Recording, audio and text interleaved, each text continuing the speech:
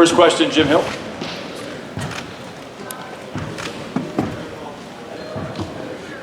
Jim Hill, KCBS TV. Hello, guys, and welcome back for another year.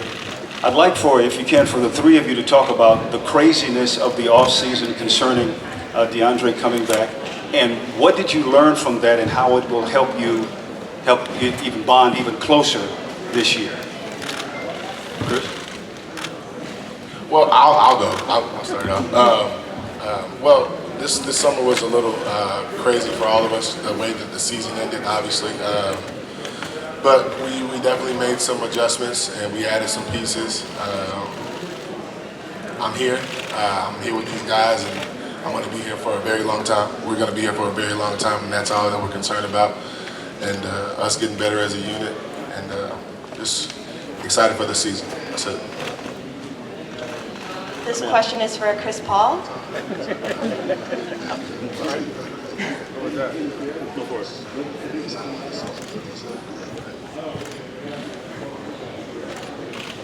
Good. Okay. This question is for Chris. Do you feel that there were any chemistry breakthroughs on the team when you were at DJ's house over the summer? Any chemistry breakthroughs? I don't know. I ate good, I'll tell you that much. I mean, no. I don't know. I guess I don't look into it that much. It wasn't that deep. Obviously, it was a slow news day or whatnot. But, I mean, it was what it was. I think, you know, we talked, everything was cool. Ben Bolchai Times. You guys have maybe a different mindset as a result of this summer, maybe not taking anything, not to say you ever took anything for granted, but just really appreciating the opportunity that you three have together going forward.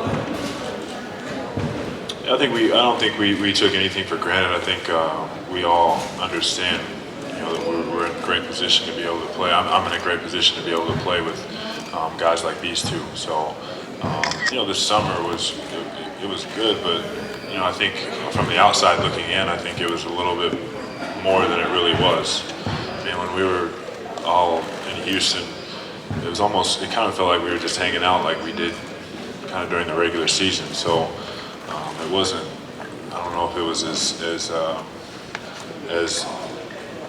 intense or like kind of like a standoff situation like everybody tried to make it seem. It was just, we wanted to be there for him, and I think we all wanted him to be happy, and I think he's happy now, so we're happy. Guys, Dan White, Orange County Register. Over here. At that meeting, Paul Pierce was there.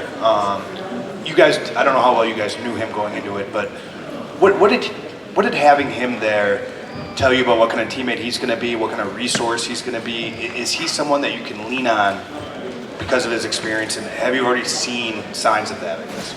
I knew Paul pretty well. Y'all knew Paul already? A little bit. A little bit? DJ? A little bit. Yeah, but I think once again that goes back to, like, it wasn't as dramatic as you're making it sound. Like, we weren't sitting there like, Paul, tell us, you know, it wasn't that dramatic. But just from knowing Paul and playing against him and watching him, Paul's a great teammate, a veteran in this league. Obviously, he's done something that none of us have done, and we're excited about, you know, not only his voice, but Paul can hoop, by the way, you know, so we need that with our team, and excited about it. This is Josh Martin, Bleacher Report. This is a question for DJ. There were reports out there that if you had gone to Dallas, that you would have been a really featured part of their offense. You would have been a star in that sense. Now, coming back to LA, are your expectations any different for what your role will be this season with the Clippers? My expectations are for me to just be an all-around better player. I want to improve every year. I'm not in Dallas. I'm in Los Angeles with the Clippers and these guys. But, you know, I'm really excited. We're really excited to get better. We got a lot of guys here who can play, who can go. And I'm just going to do anything I can to help us get better and help us achieve our ultimate goal. We're going to let him play point guard now, too, anytime he wants to. He did say that. He said I can bring it up one time. We finally had it. He threw me You live. guys recorded it, so y'all got that. Got it? Robert Morales, Sally Daily News. I have two questions. First for Chris. Chris, what do you think of the depth on this roster and how it might play out during the season? I'm excited about the depth of our team. You know, we got I think, a great locker room, you know, as far as veteran leadership, guys that have been through a lot of different things in our league, a lot of guys who have things to prove, just like ourselves, and I think it's one of those things that can only help us. Prigioni, Pablo, who I've had an opportunity to play against a number of times at the Olympics and even in the league, is one of those guys who just plays hard, you know, just does his job and different things like that. And then, you know, we got Wes, we got Lance. I could just go on and on with the number of guys that we have now. And, you know, it all starts tomorrow and us trying to build and cultivate all of that. My other question is for DJ. DJ, what do you think that first game at Dallas is going to be like? It'll be like any other road game. I mean, I'll have all of my people from Houston there, so I'll be good. I mean, I'll probably get a lot of boos, which is fine. And, you know, as long as we come out with a win, that's all that matters. And I'm not looking into it like that. Just another Western Conference team that we have to beat, and we'll continue on our season. That's it. Hi, over here to your right, over here. Gina Miller with KCBS KCAL. This one is for DJ, and you guys feel free to weigh in, and it kind of piggybacks off your question a little bit.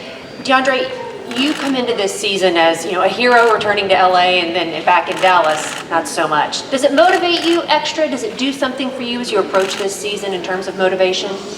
My motivation is only for us to win a championship. And anything else I'm not concerned about, I'm not worried about.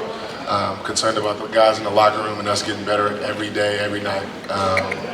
And that's all I can do. I'm not from Dallas, I'm from Houston. So it's not anything that I worry about much at all. Just happy to be back with these guys is it. Guys, specifically, what have been some of the things that you guys have focused on individually this summer? Areas that maybe you put in a little more work in? And then, secondly, in your workouts with the team here over the last weeks, have you started to see the fruits of like the newfound versatility? And I'm curious how that's kind of played out with guys maybe playing a little more positionless this year.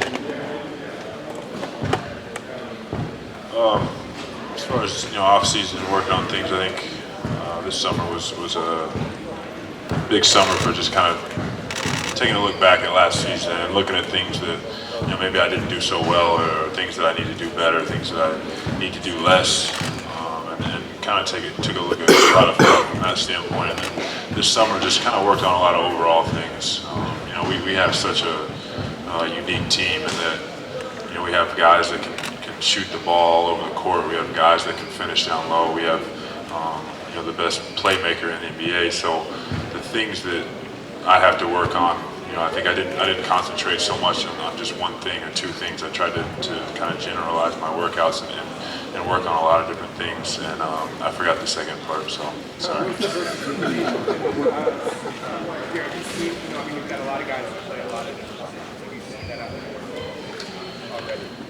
Yeah, I mean, I think we have, that just goes to part of the depth. I mean, we have so many guys that can make plays, like I said, and we have guys that can shoot the basketball. We have guys that have experience. We have guys that can finish. So, you know, that'll all come together over the course of training camp and then throughout the season as well. But, you know, right now I think it's our main goal is getting everybody on the same page, because we have so many new guys, and making everybody feel comfortable with the system and get everything down.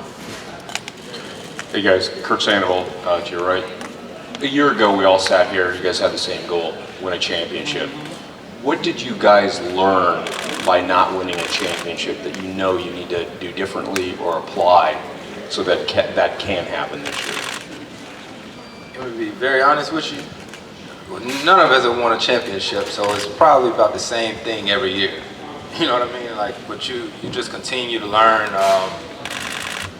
Doc is a great teacher in that he talks about the process. You know, he talks about every day getting better, different things that you start doing in training camp. They sort of define you and your team. You know, if you shortcut it early in training camp, then in the fourth quarter, in a game in the playoffs, then that's just sort of who you are. So I think for us, it's about, like I said, continuing to build our team, our trust, and making sure that everybody in our locker room is on the same page and ignoring all the outside noise.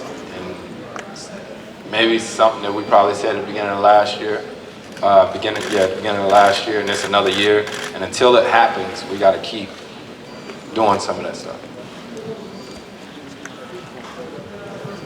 Darren Horton with KTLA. Can you give us any insight? I mean, I know we're belaboring this point about this meeting down in DJ's house, but was there a clearing of the air and something that was said that kind of brought you together, that experience? I think that, first of all, there was no hostage situation, but I did like Blake's tweets. They were really good. I think that there was forced tension because of everything I think that we all heard that we said about each other, which was not true at all.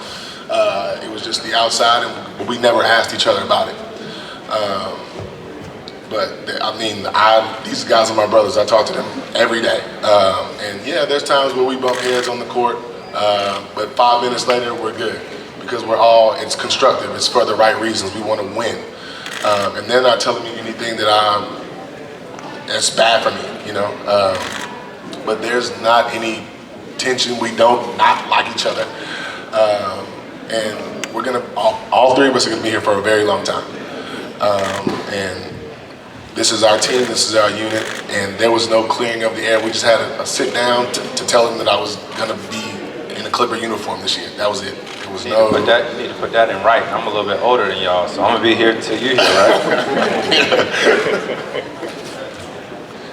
I will just real quick about this whole thing. I will say this, man. Like, just how the situation was in Houston, where everybody thought there was this crazy thing, and we were all secretly flying in and doing all this stuff. Like, it kind of goes the same way for everything you hear about us. Like, you don't really hear what's really happening with our team. I think a lot of things are misconstrued, and I think a lot of times things are blown way out of proportion.